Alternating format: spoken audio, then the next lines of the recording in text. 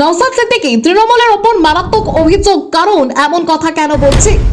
আরাবুল ইসলাম vote প্রচারের জন্য ক্যানিং পূর্বে যাচ্ছে। শওকত মোল্লার অনুগামীরা মাইকিং করে সাধারণ মানুষকে বাইরে বার হতে নিষেধ করছে এবং আরাবুল ইসলাম যখন যাচ্ছে বাজার ঘাটে দোকান পাশারি বন্ধ করে রাখছে তৃণমূলের নির্দেশে।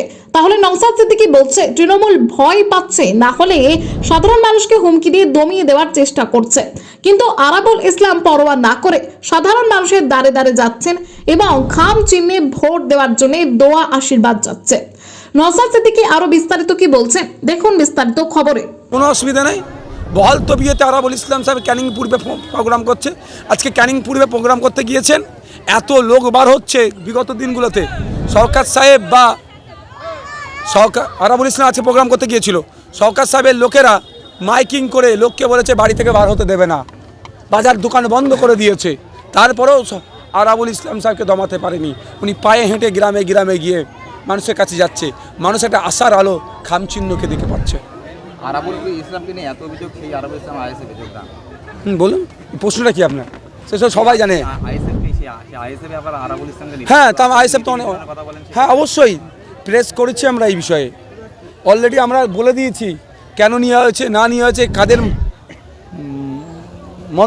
কাদের সাথে পরামর্শ করে, কাদের সাথে কনসার্ন করে নেওয়া হয়েছে, সেটা বলা হয়েছে। ভাঙড়ের বিধায়ক ছিলেন এবং ভাঙড়ে ফের প্রার্থী হলেন। ভাঙড়ের মানুষের জন্য কি নিরাপত্তার জন্য কি দাবি রাখছেন? আমি তো প্রথম বলেছিলাম ভাঙড়কে সিসিটিভি লাইট দিয়ে মুড়ে ফেলা দরকার, কিন্তু অন্ধকার জগতের প্রাণীরা এটাকে ভয় পাচ্ছে। দিনের পর দিন থানা বাড়ছে, ভাঙড়ের মানুষ কি সুরক্ষা হবে? আমি চাই পাড়ায় পাড়ায় থানা করতে, আমার কোনো অসুবিধা নেই, কিন্তু পুলিশকে পুলিশের কাজ করতে হবে। জুনি কমিটি সমর্থিত সিপিআইএমএল থেকে মির্জা হাসান প্রার্থী হচ্ছেন। আমি একটা কথা বলি, 2021 সালে মির্জাদা এখানে জমি জীবিকা বাস্তুতন্ত্র রক্ষা কমিটির পক্ষ থেকে দাঁড়িয়েছিলেন, আমাদেরকে সমর্থন তিনি দেননি। 2024 লোকসভাতেও খামচিহ্নকে সমর্থন দিইনি। এই নির্বাচনে তারা তাদের স্বতন্ত্রতা বজায় রেখে রাজনীতি করছে, যে কেউ করতে পারে, এতে আমার কোনো অভিযোগ তার কাছে নেই। তবে এতটুকুই যে নটোরিয়াস ক্রিমিনালের হাতে না কোনোভাবেই ভাঙড় চলে যায়, তাহলে মির্জা হাসানদা শুধু নয়, ভাঙড়ের প্রত্যেকটা মানুষই কিন্তু ক্ষতিগ্রস্ত হবে।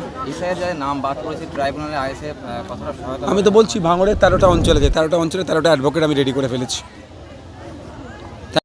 ঘোষণা হওয়ার পরেই একেবারে কুপিয়ে খুন করার চেষ্টা, ভাঙড়ের মানুষকে কি বার্তা দেবেন ভাইজান? শওকত মোল্লা বলেছিল 5টা খুন হলেও ভাঙড় আমার চাই।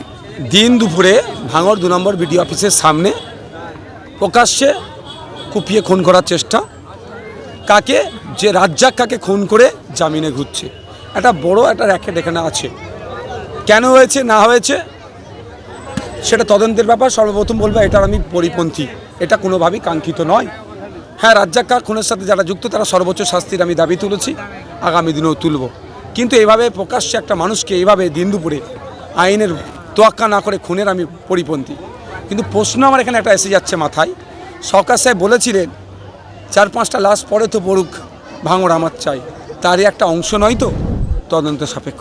ভাঙড় ডিভিশন হওয়া সত্ত্বেও ওই যে রক্তাক্ত বোনের শব্দ, তো কী মনে করছেন ভাঙড়ে আইনি শাসন নেই? তখন ব্যাপারটা হচ্ছে প্রশাসনকে কি তার মতো কাজ করতে দিচ্ছে? প্রশাসনকে যদি সঠিক পুলিশিং করতে দেয়, প্রশাসনকে যদি নিরপেক্ষতা বজায় রেখে কাজ করতে দেয়, সবটা ঠান্ডা করে ফেলবে। কলকাতা পুলিশকে স্কটল্যান্ড ইয়ার্ডের সাথে তুলনা করা হতো একটা সময়, কিন্তু দুর্ভাগ্য তৃণমূল ক্ষমতায় আসার পর থেকে কলকাতা পুলিশের যে নিজস্বতা আছে ক্রমশ খর্ব করা হচ্ছে, ফলে এই দিনগুলো আমাদের দুর্দিনগুলো দেখতে হচ্ছে।